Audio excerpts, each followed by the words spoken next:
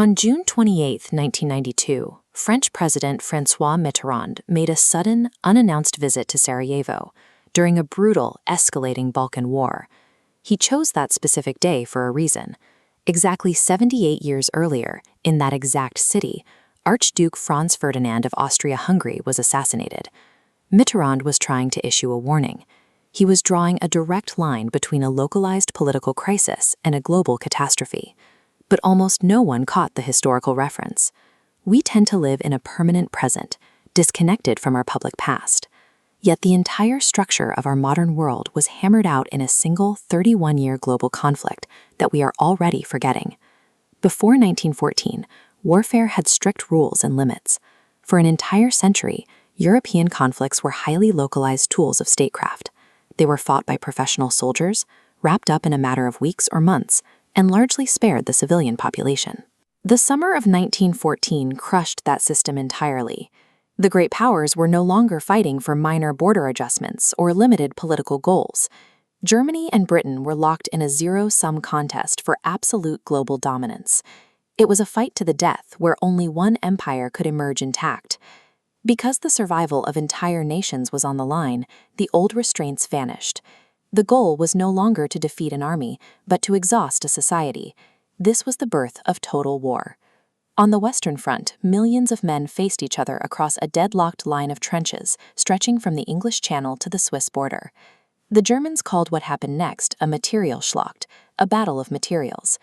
To break the stalemate, generals unleashed hurricanes of steel. By the end of the conflict, French industry alone had to produce 200,000 artillery shells every single day to keep the guns firing. Armies of that scale are only sustained if an entire society is repurposed to feed them. Millions of women and non-combatants were absorbed into the factories, running a mechanical assembly line of death around the clock. Victory no longer depended on battlefield tactics. The winner would be the last industrial economy standing, before collapsing under the strain. When a conflict is fought for unlimited stakes, it cannot end with a polite diplomatic handshake. This map shows the logic of the Treaty of Versailles. Instead of reintegrating the defeated German economy back into the European market, the victors severed its trade routes, seized its resources, and imposed immense financial penalties, designed to keep the nation permanently weakened. By prioritizing economic punishment over stabilization, the treaty guaranteed the fragile peace would fracture. A second round of global conflict became a matter of scheduling. When hostilities resumed in 1939, the warring states took the industrial framework of the First World War and perfected it. The logistics required to wage global combat were staggering. During the conflict, the U.S. Army ordered over 519 million pairs of socks, while the German military requisitioned 4.4 million pairs of office scissors in a single year to manage the paperwork.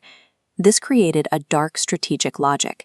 If a military relies entirely on its factory workers and domestic infrastructure to function, then taking out those civilians is the most efficient way to stop the enemy's war machine. The line between soldier and non-combatant was erased entirely. Leveling cities from the air, starving populations through blockades, and eventually dropping nuclear weapons became calculated, highly effective military tactics. This chart shows the human cost of that 31-year period.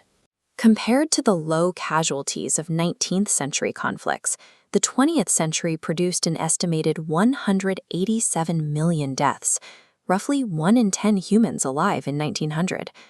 That immense devastation bled Europe dry, stripping away its unquestioned global dominance and leaving the United States and the Soviet Union to divide the world into two competing spheres of influence. Yet there is a strange paradox in this history. The desperate need to mass-produce weapons, organize global logistics, and out-invent the enemy acted as a massive accelerator for global integration.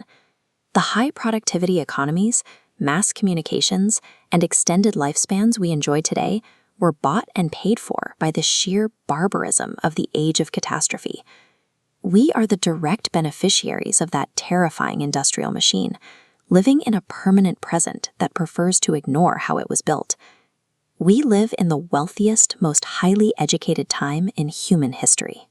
But the mechanical blueprint for total societal destruction is still quietly running in the background.